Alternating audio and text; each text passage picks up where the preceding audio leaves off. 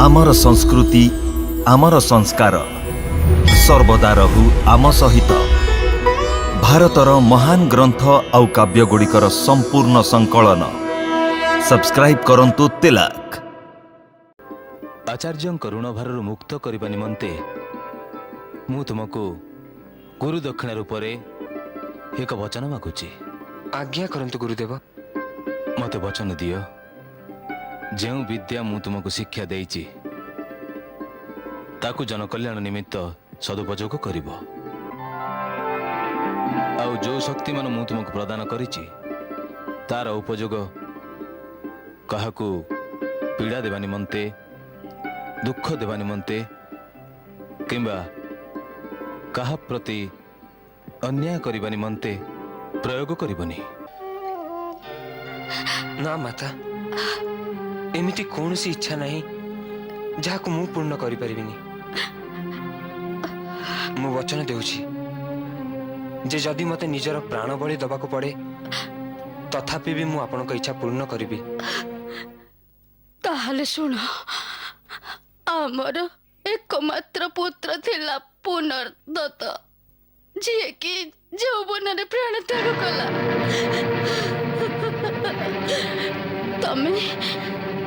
तमे कौन मो पुत्र को फेरे आनी मते दे पारिबो?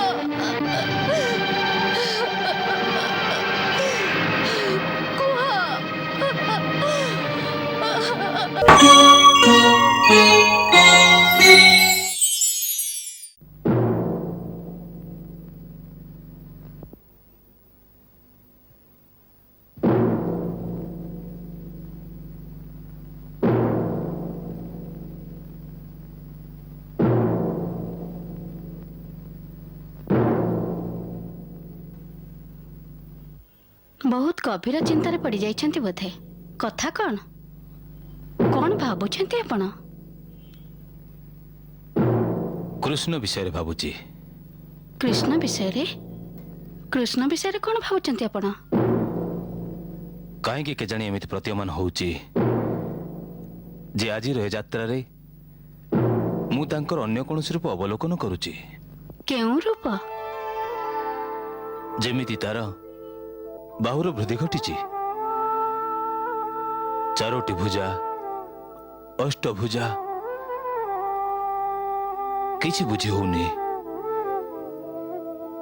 स्मृति पटरे धूम्रमय चित्र किंतु किछि भी स्पष्ट बुझी होउनी। मु तो एक कथा भी जानिची जे से कौनसी अलौकिक प्रतिभार स्वामी, कौनसी साधारण मनुष्य नहंती, किंतु भुजा वृद्धि पाइची। ए स्वप्न कौन? हेई पारे मु स्वप्न देखिची। जहा भी हो, एक कथा निश्चित जे से कौनसी दिव्यात्मा जे कौनसी कारणवशत ए पृथ्वी रे जन्म नहीं। हेई पारे पुराण रे एमिति अनेक दृष्टांत रही जे बेले बेले देवलोक रे वास करुथिबा देवता माननकु मध्य कौनसी कारणवशत मनुष्य शरीर धारण करबाक होइथाय। मते भी कृष्ण भी सेमिति लागुची जे कौनसी अभिशाप वशत। अरे कृष्ण,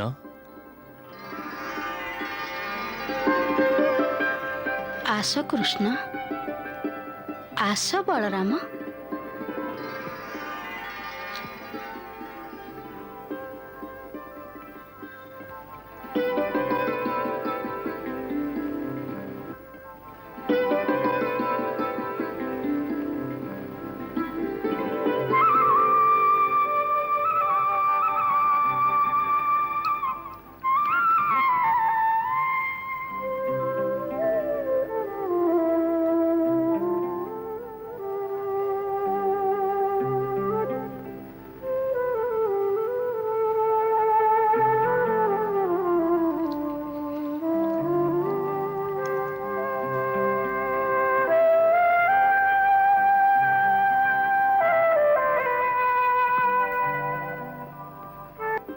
ଗୁରୁଦେବ, ଗୁରୁ ନିଜର ଶିଷ୍ୟମାନଙ୍କୁ ଯେଉଁ ବିଦ୍ୟାଦାନ ଦେଇଥାନ୍ତି, ଶିଷ୍ୟ ତାର ଋଣ ଅନେକ ଜନ୍ମ ପର୍ଯ୍ୟନ୍ତ ବି ପରିଶୋଧ କରିପାରେନି। ତଥାପି ବି ଲୋକମର୍ଯ୍ୟାଦାକୁ ଦୃଷ୍ଟିରେ ରଖି ମେଲାଣି ସମୟରେ ଗୁରୁ ଦକ୍ଷିଣା ଦେବା ଶିଷ୍ୟର ଧର୍ମ। ସେଥିପାଇଁ ମୁଁ ଆପଣଙ୍କୁ ପ୍ରାର୍ଥନା କରିବାକୁ ଆସିଛି ଯେ ଆପଣ ଯାହା ଉଚିତ ମନେ କରନ୍ତି ସେ ଅନୁସାରେ ଆପଣ ମୋତେ ଗୁରୁ ଦକ୍ଷିଣା ଦେବାକୁ ଅନୁମତି ଦିଅନ୍ତୁ। ମୁଁ ବଚନ ଦେଉଛି ଯେ ମୁଁ ସେ ଆଦେଶକୁ ନିଶ୍ଚିତ ପାଳନ କରିବି। କୃଷ୍ଣ, ତମେ ମୋତେ ଏକଥା ପଚାରି ନିଜ ଶିଷ୍ୟ ଧର୍ମକୁ ସୁଚାରୁ ରୂପେ ପାଳନ କରିଛ,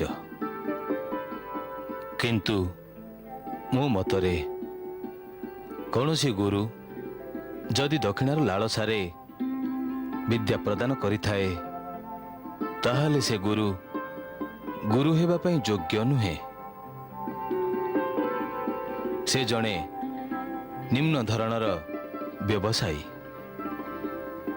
ଏମିତି ଗୁରୁର ଶିକ୍ଷାରେ ବ୍ରହ୍ମ ଜ୍ଞାନର ତେଜ କିଭଳି ବିଚ୍ଛୁରିତ ହେବ? ତଥାପି ତୁମକୁ ଆଚାର୍ଯ୍ୟଙ୍କ ଋଣଭାରରୁ ମୁକ୍ତ କରିବା ନିମନ୍ତେ ମୁଁ ତୁମକୁ ଗୁରୁ ଦକ୍ଷିଣା ରୂପରେ ଏକ ବଚନ ମାଗୁଛି। ଆଜ୍ଞା କରନ୍ତୁ ଗୁରୁଦେବ। ମୋତେ ବଚନ ଦିଅ, ଯେଉଁ ବିଦ୍ୟା ମୁଁ ତୁମକୁ ଶିକ୍ଷା ଦେଇଛି ତାକୁ ଜନକଲ୍ୟାଣ ନିମିତ୍ତ ସଦୁପଯୋଗ କରିବ, ଆଉ ଯେଉଁ ଶକ୍ତିମାନ ମୁଁ ତୁମକୁ ପ୍ରଦାନ କରିଛି ତାର ଉପଯୋଗ କାହାକୁ ପୀଡ଼ା ଦେବା ନିମନ୍ତେ, ଦୁଃଖ ଦେବା ନିମନ୍ତେ କିମ୍ବା କାହା ପ୍ରତି ଅନ୍ୟାୟ କରିବା ନିମନ୍ତେ ପ୍ରୟୋଗ କରିବନି। ହଁ, କିନ୍ତୁ ସେ ଶକ୍ତିର ଉପଯୋଗ କୌଣସି ଦୁଃଖୀ ଏବଂ ଅନ୍ୟାୟ ପୀଡ଼ିତ ମନୁଷ୍ୟର ସହାୟତା ନିମନ୍ତେ ନିଶ୍ଚିତ କରିବ। ଯେଉଁଠି କୌଣସି ଆତତାୟୀକୁ, କୌଣସି ଅତ୍ୟାଚାରୀକୁ ଦେଖିବ, ତାକୁ ନାଶ କରିବା ନିମନ୍ତେ ଏ ଶକ୍ତିର ଉପଯୋଗ ତମେ ନିଶ୍ଚୟ କରିବ। ମୋତେ ବଚନ ଦିଅ, ବାସ୍ ଏହା ହିଁ ମୋର ଗୁରୁ ଦକ୍ଷିଣା।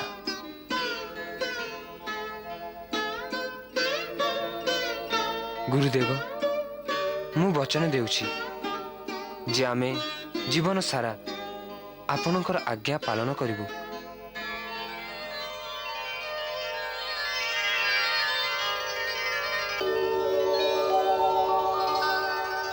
ଏତେ ଦିନ ଆପଣ ଆମକୁ ନିଜର ମମତାର ପଣତ ଛାୟା ପ୍ରଦାନ କଲେ, ଏତେ ସ୍ନେହ ଦେଲେ ଯେ ଆମେ ନିଜର ଘରକୁ ଭୁଲିଗଲୁ। ଏ ଉପକାରର ଋଣ ଏ ଜୀବନରେ ପରିଶୋଧ କରିବା ଅସମ୍ଭବ। ତଥାପି ଯଦି ଆପଣଙ୍କର କିଛି ଇଚ୍ଛା ରହିଥାଏ ଆଉ ଆମେ ତାକୁ ପୂର୍ଣ୍ଣ କରିବାକୁ ସମର୍ଥ, ତାହେଲେ ଆମେ ତାକୁ ନିଜ ସୌଭାଗ୍ୟ ମନେ କରିବୁ।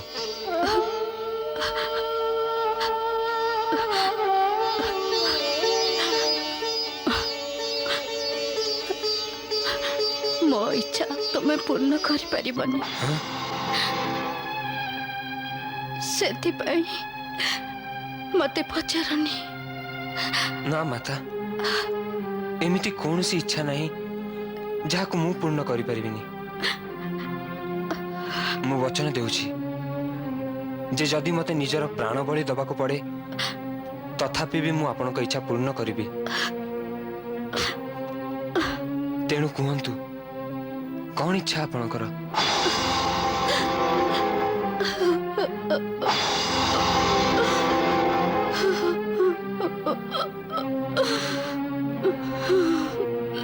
ନିଃସଙ୍କୋଚରେ କୁହନ୍ତୁ ମାତା, କଣ ଇଚ୍ଛା ଆପଣଙ୍କର?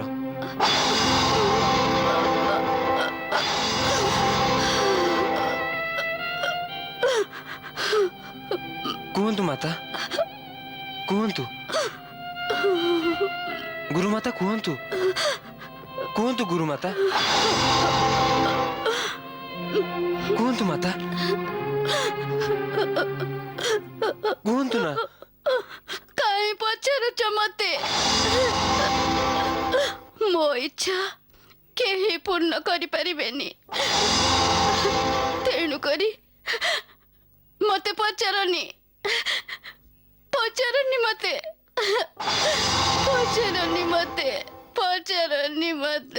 ପଚାରନି। ମୋ ବଚନ ଉପରେ ଭରସା ରଖନ୍ତୁ ମାତା। ମୁଁ ଆପଣଙ୍କ ଇଚ୍ଛା ନିଶ୍ଚିତ ପୂର୍ଣ୍ଣ କରିବି। କୁହନ୍ତୁ କୁହନ୍ତୁ ନା। ତାହେଲେ ଶୁଣ, ଆମର ଏକମାତ୍ର ପୁତ୍ର ଥିଲା ପୁନର୍ଦତ୍ତ, ଯିଏକି ଯୌବନରେ ପ୍ରାଣ ତ୍ୟାଗ କଲା।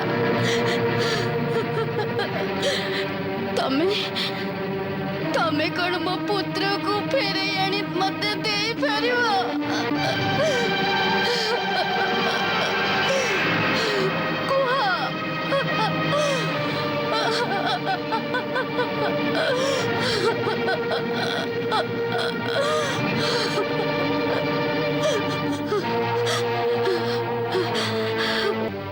ମୁଁ ଜାଣିଥିଲି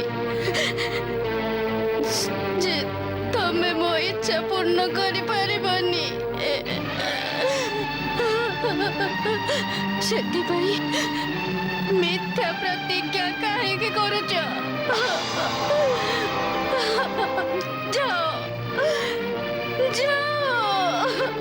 ମୁଁ ତମକୁ ପ୍ରତିଜ୍ଞା ମୁକ୍ତ କରୁଛି। ମୁଁ ତମକୁ ପ୍ରତିଜ୍ଞା ମୁକ୍ତ କରୁଛି।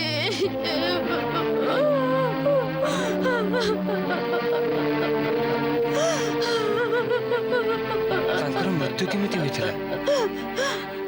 ତାକୁ ସମୁଦ୍ର ନେଇଗଲା। ସମୁଦ୍ର? ଆମେ ପ୍ରଭାସ କ୍ଷେତ୍ରକୁ ସ୍ନାନ ପର୍ବ ନିମନ୍ତେ ଯାଇଥିଲୁ। ଆମ ପୁନର୍ଦତ୍ତ ବି ତାରି କୂଳରେ ସ୍ନାନ କରୁଥିଲା। ଅଚାନକ ସମୁଦ୍ରର ଏକ ଲହରୀ ତାକୁ ଭିତରକୁ ଟାଣି ନେଲା। ତାପରେ ସେ ଆଉ ଫେରିଲାନି।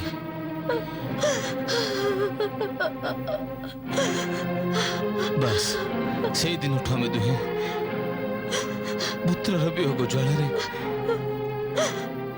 ଚୁପଚାପ ଜଳି ଚାଲିଛୁ। ମୋର ତ କୂଳ ବି ବୁଡ଼ିଗଲା।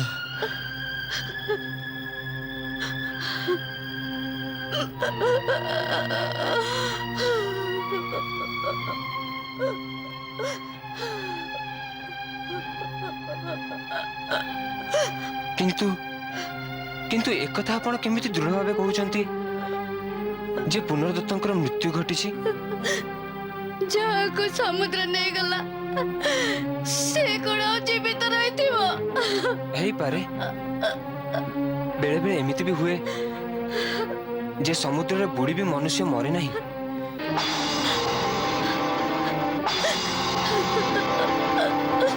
ଅଚେତ ଅବସ୍ଥାରେ ଲହରୀରେ ଭାସି ଭାସି ସେ ଅନ୍ୟ କୌଣସି କୂଳରେ ଲାଗିଯାଏ।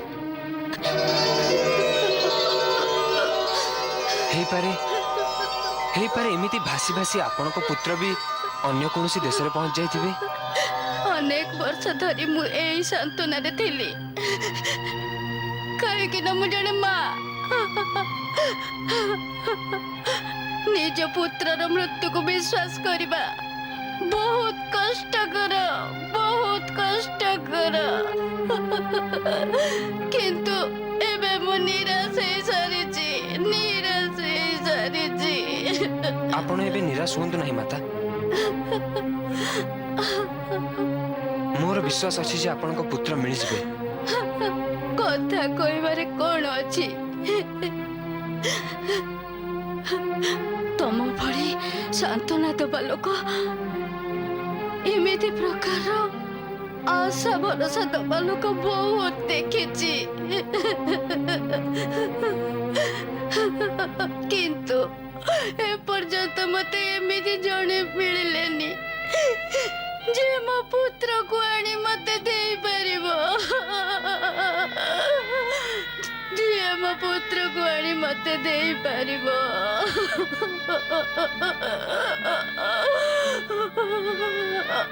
ନିଜ ଦୁଃଖ ଭାରରେ ଏ ବାଳକଙ୍କୁ କାହିଁକି ଭାରାକ୍ରାନ୍ତ କରୁଛ? ଭଲ କଲ, ତମେ ଏମାନଙ୍କୁ ବଚନମୁକ୍ତ କରିଦେଲ। ନା ଗୁରୁଦେବ, ମୋ ବଚନ କେବେ ବି ମିଥ୍ୟା ହବନି। ମୁଁ ବଚନ ଦେଇଛି ମାନେ ପ୍ରାଣ ଦେଇ ବି ମୋ ବଚନକୁ ରକ୍ଷା କରିବି।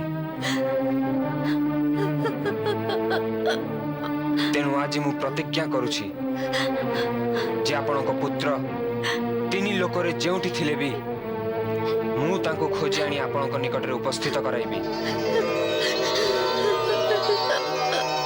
ଆଉ ସେତେବେଳେ ହିଁ ମୁଁ ନିଜକୁ ଆଚାର୍ଯ୍ୟ ଋଣ ଏବଂ ଗୁରୁ ଦକ୍ଷିଣାର ଦାୟିତ୍ୱରୁ ମୁକ୍ତ ବୋଲି ବିଚାର କରିବି। ଯେଉଁ ପର୍ଯ୍ୟନ୍ତ ମୁଁ ଆପଣଙ୍କ ପୁତ୍ରକୁ ଫେରାଇ ନ ଆଣିଛି ସେ ପର୍ଯ୍ୟନ୍ତ ମୁଁ ନିଜ ଘରକୁ ଯିବିନି।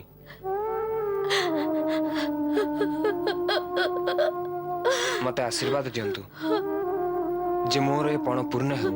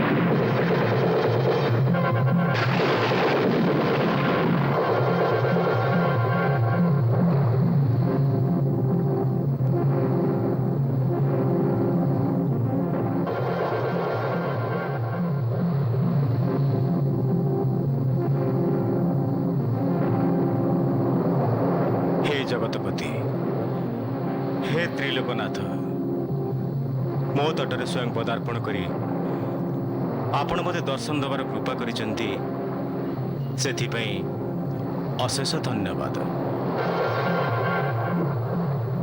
କୁହନ୍ତୁ, ଏ ସେବାକୁ ନିମନ୍ତେ କ'ଣ ଆଜ୍ଞା ରହିଛି? ହେ ରତ୍ନାକର, ମୋ ଗୁରୁ ମହାତ୍ମା ସନ୍ଦୀପନୀଙ୍କ ପୁତ୍ର ପୁନର୍ଦତ୍ତ ଆପଣଙ୍କର ଏ ପ୍ରଭାସ କ୍ଷେତ୍ରକୁ ସ୍ନାନ ପର୍ବ ନିମନ୍ତେ ଆସିଥିଲେ। ଯେଉଁଠାରୁ ଆପଣଙ୍କ ଲହରୀ ତାଙ୍କୁ ଟାଣି ନେଲା, ମୋର ଆଜ୍ଞା ଯେ ପୁନର୍ଦତ୍ତ ଯେଉଁଠି ଥିଲେ ବି ତାକୁ ସଙ୍ଗେ ସଙ୍ଗେ ଆଣି ମୋତେ ଫେରାଇ ଦିଅନ୍ତୁ। ପ୍ରଭୁ, ପୁନର୍ଦତ୍ତ ମୋ ନିକଟରେ ନାହିଁ। ତାହେଲେ କେଉଁଠି ଅଛନ୍ତି?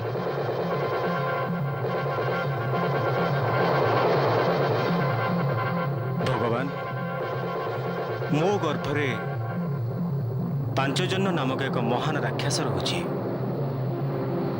ଏହା ସେହି ମହାଦତ୍ୟର କାର୍ଯ୍ୟ ହେଇପାରେ, କାରଣ ସେ ପ୍ରାୟତଃ ସମୁଦ୍ର ତଟରେ ସ୍ନାନ କରୁଥିବା ଲୋକଙ୍କୁ ସମୁଦ୍ର ଭିତରକୁ ଟାଣି ନେଇଥାଏ ଏବଂ ଭକ୍ଷଣ କରିଥାଏ।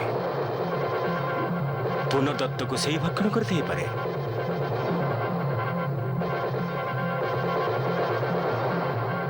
ସେ ମହାଦୈତ୍ୟ ଏ ମୁହୂର୍ତ୍ତରେ କେଉଁଠି ଥିବ? ଏହି ମୁହୂର୍ତ୍ତରେ ସେ ସମୁଦ୍ର ଗର୍ଭରେ ପଡ଼ିଥିବା ଏକ କ୍ଷୁଦ୍ର ଶଙ୍ଖ ମଧ୍ୟରେ ଲୁଚି ରହି ବିଶ୍ରାମ କରୁଥାଇପାରେ। କ୍ଷୁଦ୍ର ଶଙ୍ଖ ମଧ୍ୟରେ? ହଁ, ସେ ମାୟାବୀ ରାକ୍ଷସ ନିଜ ଶରୀରକୁ ଛୋଟ କରି ସେ ଶଙ୍ଖ ଭିତରକୁ ଚାଲିଯାଏ। ତାହା ହିଁ ତାର ନିବାସ ସ୍ଥାନ। ତାହେଲେ ଚାଲନ୍ତୁ, ମତେ ସେଟାକୁ ନେଇ ଚାଲନ୍ତୁ। ରୁହନ୍ତୁ ଜ୍ୟେଷ୍ଠ ଭ୍ରାତା, ମୁଁ ବି ସାଙ୍ଗରେ ଯିବି।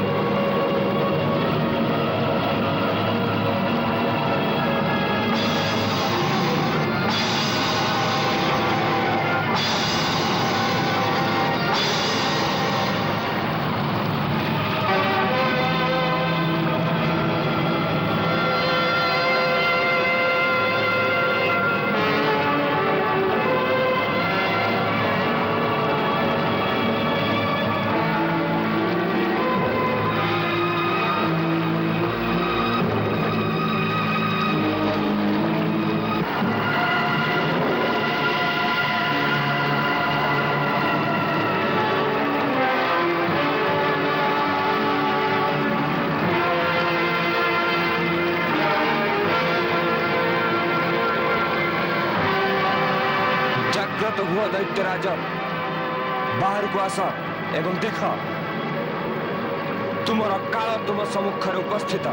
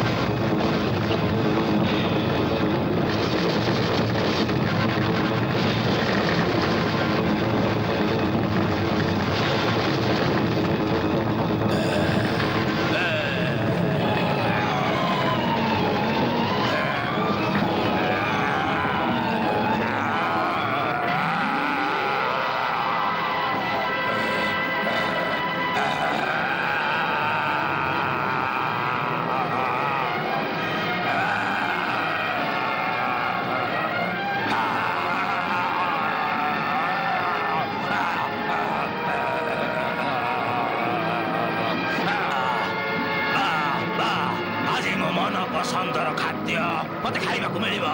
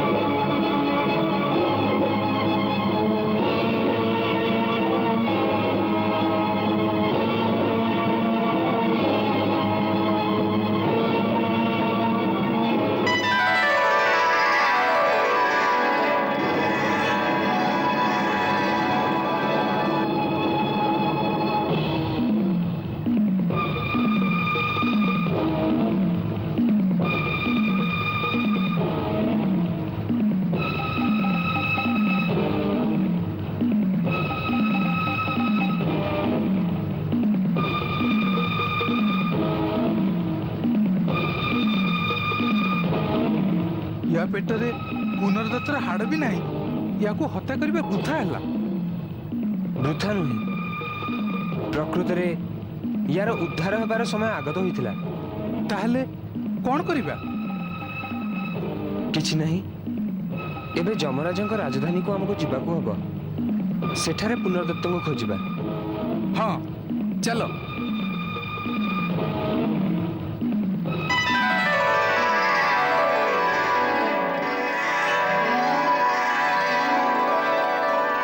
ଜ୍ୟେଷ୍ଠ ଭ୍ରାତା, ଏ ଶଙ୍ଖ କେତେ ସୁନ୍ଦର।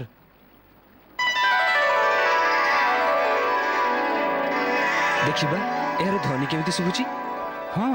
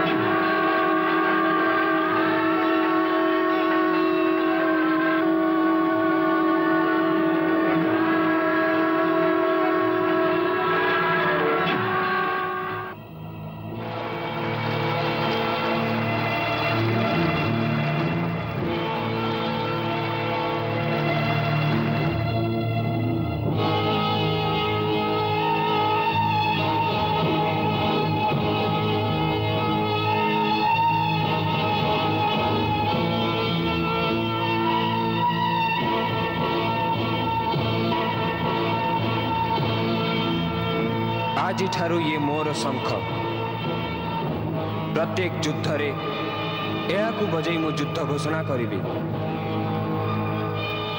ଏହାର ନାମ ହେବ ପାଞ୍ଚଜନ୍ୟ ଶଙ୍ଖ। ଆଉ ଯେଉଁଠି ବି ଏ ଶଙ୍ଖ ବାଜିବ ସେଠାରେ ଧର୍ମର ବିଜୟ ହେବ।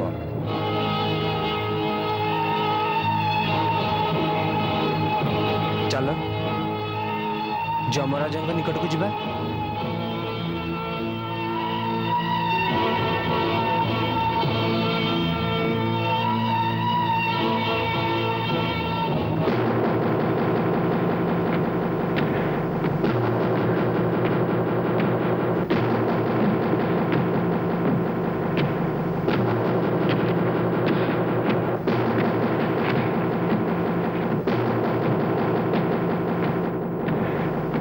କାହାର ପଦଧ୍ୱନି ଚିତ୍ରଗୁପ୍ତ?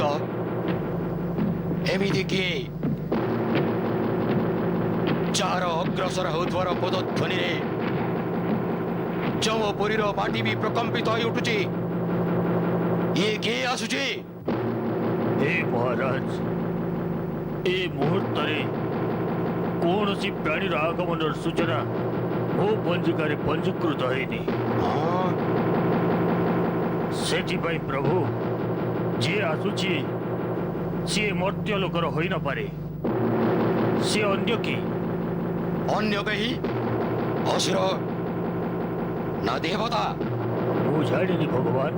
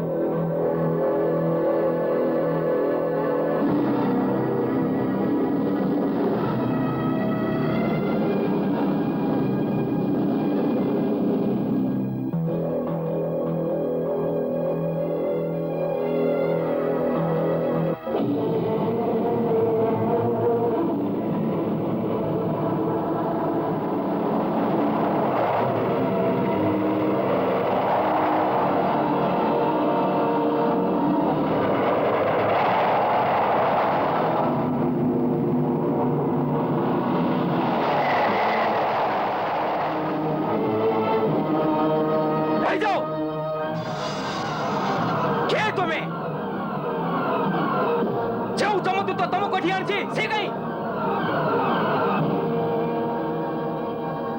ଆମକୁ କୌଣସି ଯମଦୂତ ଆଣିନି, ଆମେ ନିଜେ ଆସିଛୁ। ନିଜେ ଆସିଛ? ଏହା କିପରି ସମ୍ଭବ? ତମେ ଏ ପାର୍ଥିବ ଶରୀର ସହିତ ଏଠି କେମିତି ଆସିଲ? କୌଣସି ପ୍ରାଣୀ ନିଜ ଜୀବିତ ଶରୀରକୁ ନେଇ ଏଠାକୁ ଆସିବା ସମ୍ଭବ ହେଇନପାରେ। କେବଳ ମୃତ୍ୟୁ ପରେ ହିଁ ଜୀବମାନଙ୍କୁ ଏଠାକୁ ଅଣାଯାଇଥାଏ। କିନ୍ତୁ ଆମର ତ ମୃତ୍ୟୁ ହିଁ ନାହିଁ, ସେଥିପାଇଁ ଏମିତି ଆସିବାକୁ ହେଲା। ଏବେ ଆସିଛୁ ଯେତେବେଳେ ଭିତରକୁ ଯିବାକୁ ଦିଅ। ମୂର୍ଖ ବାଳକ, ତମେ ବୁଝୁନ କାହିଁକି? ଏ ଯମପୁରୀ ପିଲାଙ୍କର କୌଣସି ଖେଳିବା ସ୍ଥାନ ନୁହେଁ। କିନ୍ତୁ ଆମେ ଖେଳିବାକୁ ତ ଆସିନୁ, ଆମେ ଯମରାଜାଙ୍କର ଦର୍ଶନ ପାଇଁ ଆସିଛୁ। ମୋର ତମମାନଙ୍କ ନିର୍ଭରତା ଉପରେ ବହୁତ ଦୟା ଆସୁଛି। କିଏ ଜାଣି କିଏ ତୁମକୁ ବିଚାରହୀନ ଭାବେ ଏଠି ପଠାଇଛି? ଆରେ ଅବଧ ବାଳକ, ତମେ ବୁଝୁନ କାହିଁକି? ଏ ପାର୍ଥିବ ଶରୀରରେ ଭଗବାନ ଯମରାଜଙ୍କ ଦର୍ଶନ ହେଇପାରିବନି। କେବଳ ମୃତ୍ୟୁ ପରେ ହିଁ ପ୍ରାଣୀମାନଙ୍କୁ ତାଙ୍କର ଦର୍ଶନ ମିଳିଥାଏ। ଯଦି ମୃତ୍ୟୁ ପରେ ହିଁ କେବଳ ତାଙ୍କର ଦର୍ଶନ ହୋଇପାରିବ, ତାହେଲେ ଭାଇ ଆମକୁ ମାରିଦିଅ। କିନ୍ତୁ ମୁଁ ତୁମକୁ ମାରି ବି ପାରିବିନି। କାହିଁକି? କାହିଁକି ନା କେହି ବି କୌଣସି ବି ପ୍ରାଣୀ ମୃତ୍ୟୁ ନିଜ ଇଚ୍ଛାରେ ଯେତେବେଳେ ଚାହିଁବ ଲାଭ କରିପାରିବନି। ପ୍ରତି ପ୍ରାଣୀର ମୃତ୍ୟୁ ସମୟ ନିର୍ଦ୍ଧାରିତ ହୋଇଥାଏ। ଆଉ ଯେତେବେଳେ ସେ ନିର୍ଦ୍ଧାରିତ ସମୟ ଉପସ୍ଥିତ ହୁଏ, ସେତେବେଳେ ଭଗବାନ କାଳଙ୍କ ଆଜ୍ଞା ଅନୁସାରେ ଯମଦୂତ ସେହି ପ୍ରାଣୀର ପ୍ରାଣ ହରଣ କରିଥାନ୍ତି। ତା ପୂର୍ବରୁ ତାକୁ ଯମଦୂତ ବି ମାରି ପାରିବେନି। ତାହେଲେ ତ ସମସ୍ୟା ବହୁତ ଗମ୍ଭୀର ହେଇଗଲା। ତୁମେ ଆମକୁ ମାରିପାରିବନି କି ଆମେ ମୃତ୍ୟୁ ବିନା ଭିତରକୁ ଯାଇପାରିବୁନି। ତାହେଲେ ଗୋଟେ କାମ କର, ଯଦି ଆମେ ଭିତରକୁ ନ ଯାଇପାରିବୁ ତେବେ ଯମରାଜଙ୍କୁ କୁହ, ସେ ବାହାରକୁ ଆସିବେ। କାରଣ ତାଙ୍କୁ ଭେଟିବା ଆମ ପାଇଁ ପରମ ଆବଶ୍ୟକ। କି ଅସମ୍ଭବ କଥା କହୁଛ? ତାଙ୍କୁ କେମିତି ଡାକିବି? ତାହେଲେ ତମେ ତାଙ୍କୁ ଡାକି ପାରିବନି? ନାଇଁ। ତାହେଲେ ଯଦି ଆଜ୍ଞା ହୁଏ ମୁଁ ଡାକିବି। ଡାକ ଡାକ ତାଙ୍କୁ, ପାରିବ ଯଦି ଡାକ ତାଙ୍କୁ, ଡାକ।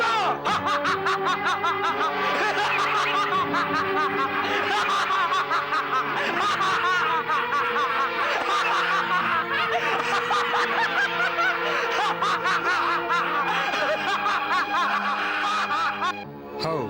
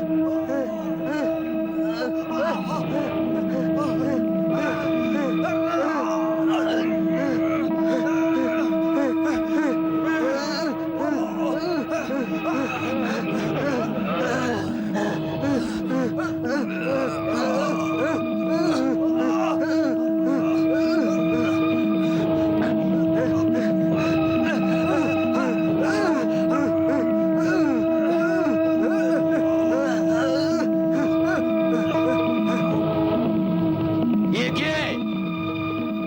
କିଏ ଇଏ? ଯିଏ ଯମପୁରୀକୁ ଆସି ଏଭଳି ଧୃଷ୍ଟତା କରିବାକୁ ସାହସ କରିଛି, ତାକୁ ମୋ ସମ୍ମୁଖରେ ଯଥାଶୀଘ୍ର ଉପସ୍ଥିତ କରାଯାଉ।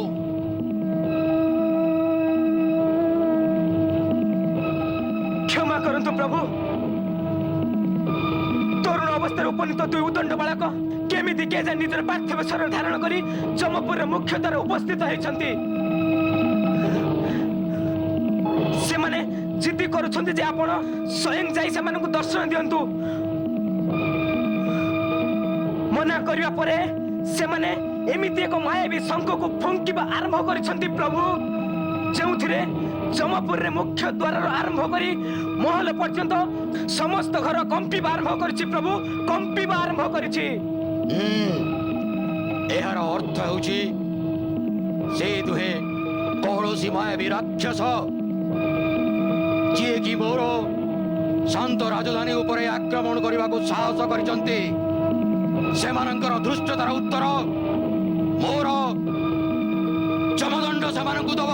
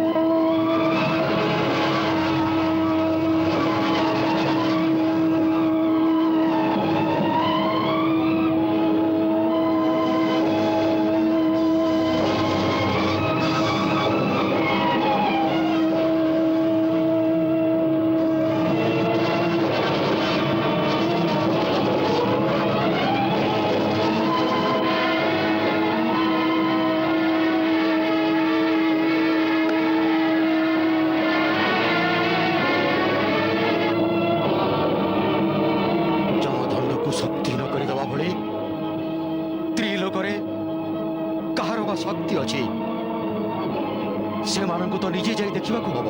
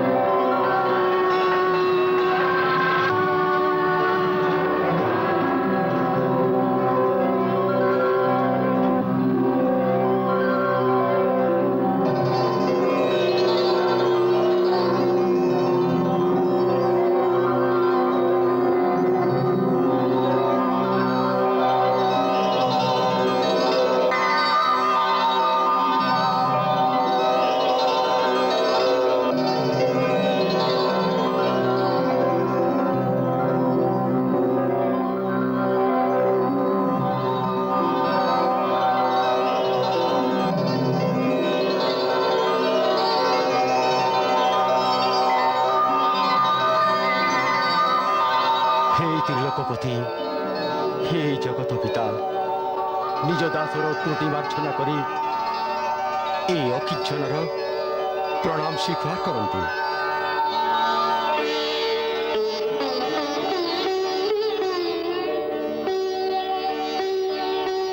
ଏ ଦାସ ନିମିତ୍ତ କଣ ଆଜ୍ଞା ରହିଛି ପ୍ରଭୁ? ମୁଁ ମହାମୁନି ସନ୍ଦୀପନୀଙ୍କ ପୁତ୍ର ପୁନର୍ଦତ୍ତଙ୍କୁ ଫେରାଇ ନେବାକୁ ଆସିଛି। ନିଜର କର୍ମାନୁସାରେ ସେ ଏ ମୁହୂର୍ତ୍ତରେ ଯେଉଁ ଲୋକରେ ଯେଉଁଠି ବି ଅଛନ୍ତି ତାଙ୍କୁ ମୋତେ ଆଣି ଦିଅନ୍ତୁ, ଏହା ହିଁ ମୋର ଆଜ୍ଞା।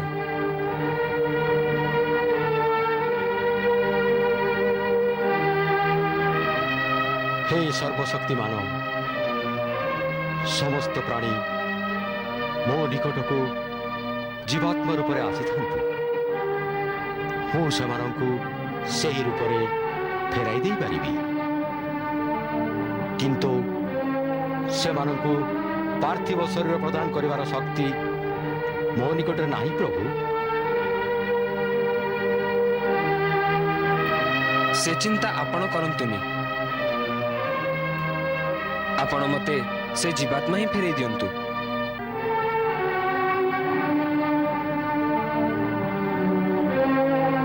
ଯଥାଜ୍ଞା ପ୍ରଭୁ।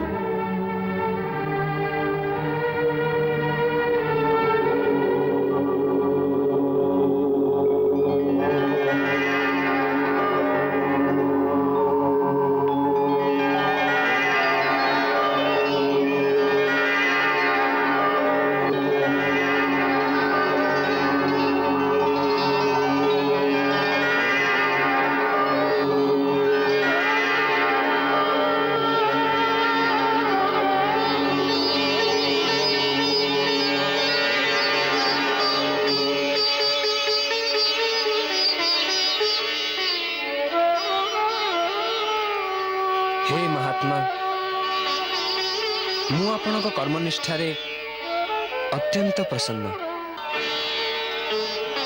ମୋ ଆଶୀର୍ବାଦରୁ ମୋ ଶ୍ରୀଚରଣରେ ଆପଣଙ୍କର ଭକ୍ତି ସର୍ବଦା ଅତୁଟ ରହିବ।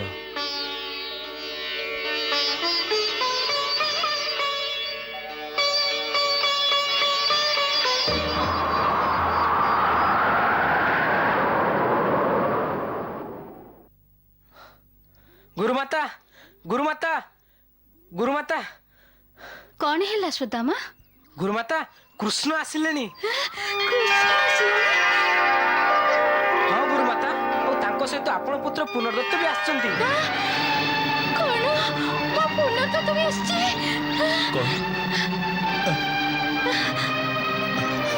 କଣ କହିଲେ? ପୁନର୍ଦତ୍ତ ଆସିଛି? ହଁ ଗୁରୁଦେବ, କୃଷ୍ଣ ବଳରାମଙ୍କ ସହିତ ଆପଣ ପୁତ୍ର ବି ଆସିଛନ୍ତି।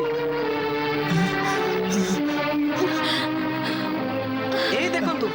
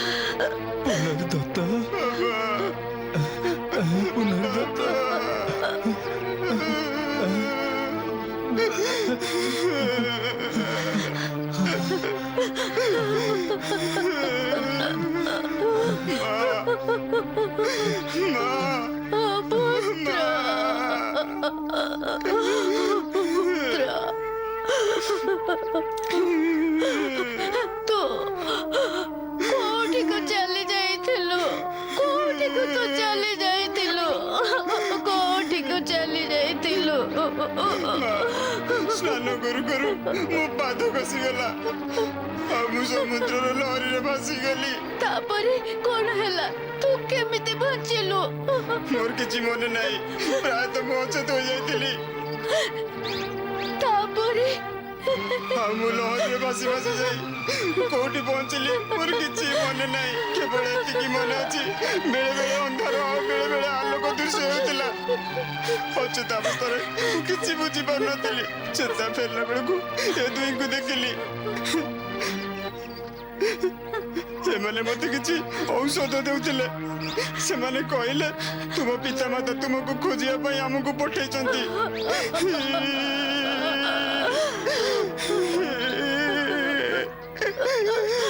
ଆରେ ନିର୍ଦୟ, ଏତେ ବର୍ଷ ତୋର ମା କଥା ବି ମନେ ପଡ଼ିଲାନି। ଗୁରୁମାତା ଗୁରୁମାତା ତାଙ୍କର କେମିତି ମନେ ପଡ଼ିଥାନ୍ତା ଗୁରୁମାତା? ତାଙ୍କର ସ୍ମୃତି ବିଚ୍ୟୁତି ଘଟିଥିଲା। କଣ ସ୍ମୃତି ବିଚ୍ୟୁତି ଘଟିଥିଲା? ହଁ, ଅନେକ ସମୟରେ ଏମିତି ହୁଏ ଯେ ଅଚାନକ ମନକୁ କୌଣସି ଧକ୍କା ଲାଗିଲେ ମନୁଷ୍ୟର ସ୍ମୃତି ବିଚ୍ୟୁତି ଘଟିଥାଏ। ତାଙ୍କର ବି ସେମିତି ହେଇଥାଇପାରେ। ଅକସ୍ମାତ୍ ବୁଡ଼ିଯିବାର ଭୟରେ କିମ୍ବା ସମୁଦ୍ରରେ କୌଣସି ପଥର ଦ୍ୱାରା ମୁଣ୍ଡରେ ଆଘାତ ଲାଗି ତାଙ୍କର ସ୍ମୃତିହାନି ଘଟିଥିବ।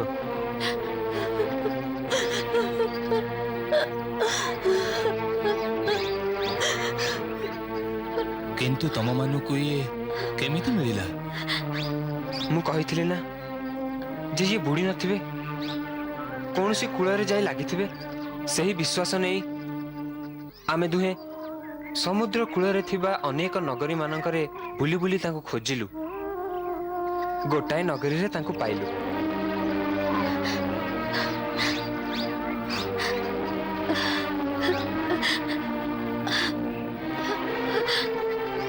ଜଣେ କଳା ଲୋକ ଥିଲା, ଯାହା ପାଖରେ ଏକ କଳା ମଇଁଷି ଥିଲା। ତାଙ୍କରି ଘରେ ଇଏ ରହୁଥିଲେ। ମୋର କାହିଁକି ସନ୍ଦେହ ହେଲା ଯେ ସିଏ କଳା ଇଏ ଗୋରା। ମୁଁ ତାଙ୍କୁ ପଚାରିଲି ଯେ ଇଏ ପିଲା ତୁମର କିଏ? ସେ କହିଲେ ଯେ ଇଏ ମୋର କେହି ନୁହଁ, ବିଚରା ହଜି ଯାଇଛି, ଆଉ ତାର ଅତୀତ ଜୀବନ ବିଷୟରେ କିଛି ମନେ ନାହିଁ। ଆଉ ତାପରେ ମୁଁ ଜଣେ ବୈଦ୍ୟଙ୍କ ଦ୍ୱାରା ଚିକିତ୍ସା କରାଇଲି, ଆଉ ତାଙ୍କ ଔଷଧରେ ୟାଙ୍କ ସ୍ମୃତି ପଟଳ ଧୀରେ ଧୀରେ ଉନ୍ମୁକ୍ତ ହେଲା। ଯେତେବେଳେ ଇଏ ସମ୍ପୂର୍ଣ୍ଣ ରୂପେ ଚେତନାକୁ ଫେରିଲେ, ସେତେବେଳେ ଇଏ ଆପଣଙ୍କ ନାମ ନେଲେ। ବାସ୍, ମୁଁ ୟାଙ୍କୁ ନିଜ ସାଙ୍ଗରେ ନେଇ ଆସିଲି।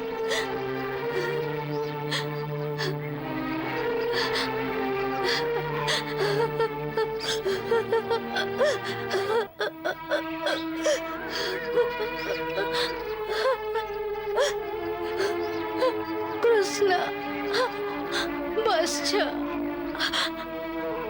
ମୁଁ ଜାଣିନି ଯେ ତମର ଏ ଉପକାର ଋଣ ମୁଁ କୋଉ ଜନ୍ମରେ ଶୁଝିବି, କିନ୍ତୁ ତମେ ମତେ ନୂତନ ଜୀବନ ଦାନ କରିଛ। ତା ବଦଳରେ ଜଣେ ବ୍ରାହ୍ମଣର ସ୍ତ୍ରୀ କେବଳ ଆଶୀର୍ବାଦ ବ୍ୟତୀତ ତମକୁ ଆଉ କଣ ବା ଦେଇପାରିବ? ଆଜି ମୁଁ ତମକୁ ଆଶୀର୍ବାଦ ଦଉଛି ଯେ ପର୍ଯ୍ୟନ୍ତ ତମର ମାତା ଜୀବିତ ଥିବେ, ସେ ପର୍ଯ୍ୟନ୍ତ ତମେ ଆଉ ତମ ମାତାଙ୍କର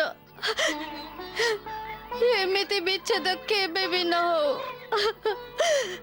ଯେମିତି ମୋର ପୁନର୍ଦ୍ଧତର ହେଇଥିଲା।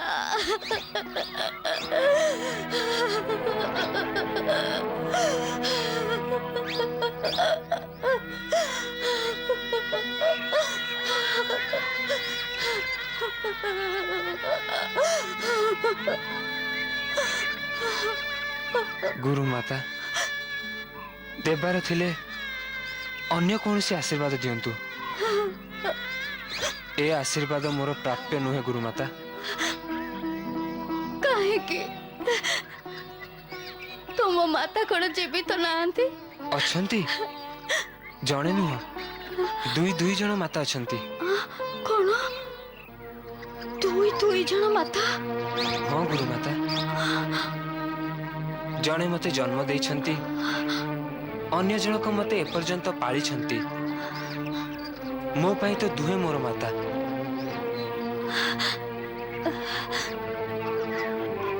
ସେଥିପାଇଁ ଜଣଙ୍କ ପାଖରେ ରହିଲେ ଅନ୍ୟ ଜଣଙ୍କ ଠାରୁ ଦୂରେଇ ଯାଏ, ଆଉ ଦ୍ୱିତୀୟ ଜଣଙ୍କ ପାଖରେ ରହିଲେ ପ୍ରଥମ ଜଣଙ୍କ ଠାରୁ ଦୂର ହେଇଯାଏ।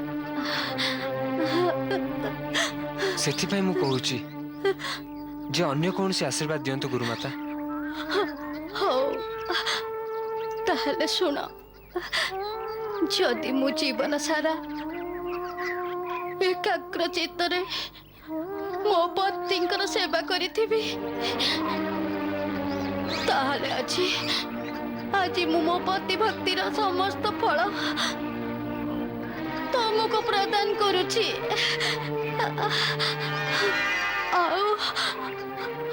ଆଉ ଏ ଆଶୀର୍ବାଦ ଦଉଛି ଯେ ଯେମିତି ତମେ ମୋ ଦୁଃଖ ଦୂର କରିଛ ଠିକ ସେମିତି ସାରା ସଂସାରର ଦୁଃଖୀ ମାନଙ୍କର ଦୁଃଖ ଦୂର କରିବାର ଶକ୍ତି ଭଗବାନ ତମକୁ ପ୍ରଦାନ କରନ୍ତୁ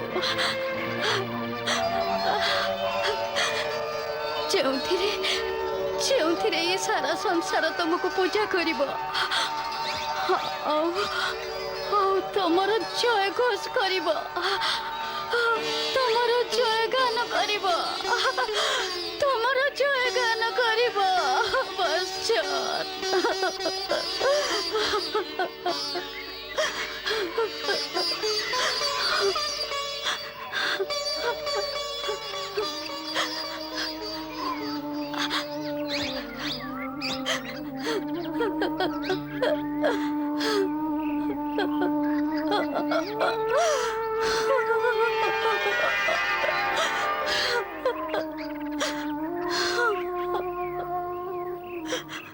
गुरु माता आज आपनक ठारू ए आशीर्वाद लाभ करी मो जीवन धन्य हो गला एबे मोर विश्वास हो गला जे आपनकर ए आशीर्वाद रु मोर पृथ्वी रे जन्म ग्रहण करबा निश्चित सफल हबो माता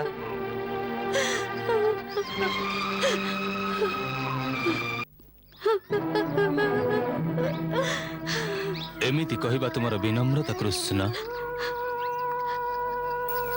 कारण आज तुम्हें मृत बालक को जीवन दान दे जो चमत्कार कार्य करिच सेथिरे मोर विश्वास आहुरी दृढ़ीभूत होईची जे तुम्हें कौनसी संसारी मानव नुह कौनसी दिव्य पुरुष जहाँ को कौनसी भूल बसत किंबा कौनसी अभिशाप बसत ए संसार रे जन्म नबाकू हेची आम दुही उपरे तुम्हें माने जो महान उपकार करिच तार संपूर्ण ऋण तो मु परिशोध करि परिबिनी किंतु आज मु मोर इष्ट देव भगवान शिव को प्रार्थना करुची जे आज पर्यंत मु निश्चल चित्तर तांकर जो उपासना करिची तार समस्त फल तुमको प्रदान करंतु आउ जदि तुम ऊपर कौन से अभिशापर छाया थाए ताहले तार समस्त दंड मते मिलू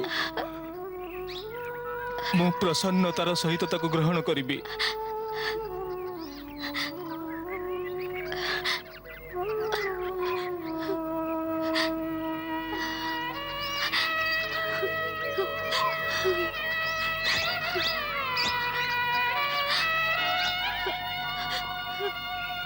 गुरुदेव एते उदार मना जने पिता किंबा गुरु होई पारंती सेथिपाई दुहे एक समान एमिति उदार गुरुंकर शिष्य हेबा मो जीवन सबुठु बड़ उपलब्धि होई रहइबो गुरुदेव सबुठु बड़ उपलब्धि